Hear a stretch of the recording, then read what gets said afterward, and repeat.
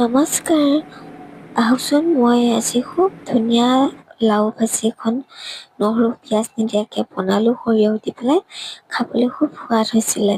কেনেকৈনো বনালোঁ ভিডিঅ'টোৰ মাজলৈ সোমাই যাওঁ ব'লকচোন। ধুনীয়াকৈ মই ৰঙা আৰু বগা সৰিয়হ লৈছোঁ, ইয়াত আৰু জিৰা কেইটামান দিছোঁ, ধুনীয়াকৈ পেষ্ট এটা বনাই লৈছোঁ। ইয়াতে সকলোখিনি কাটি কৰি ৰেডি কৰি লৈছোঁ, দেখিছেনে ৰঙালাও আগ।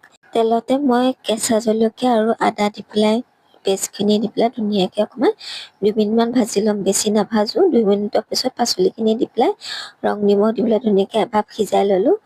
এভাপ সিজাৰ পিছত আমি এগিলাচ পানী দিম, বেছি পানী নিদিওঁ, অকণমান গ্ৰেভি টাইপ বনাম।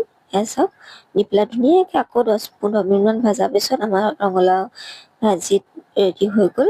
খাবলৈ বৰ সোৱাদ হৈছিলে। খাই বৈ ধুই পখালি লৈ পেলাই ওলালোঁ। মা ৰাতিপুৱাই আহিলে বাহঁতৰ ঘৰলৈ। মায়ে মই আজি এফালে যাম। ওলাই আহোঁতে ৰাস্তাত দেখিলোঁ চাপ্লাই পানীয়ে গোটেইখন একে সাগৰ হৈ আছে, দেখিছেনে? কোনফালেনো পাৰ হ'ম। আজি আকৌ বেছিকৈ পানী গৈছে, দেখিছে? কোনদিনাখন কি হয় নাজানো আৰু।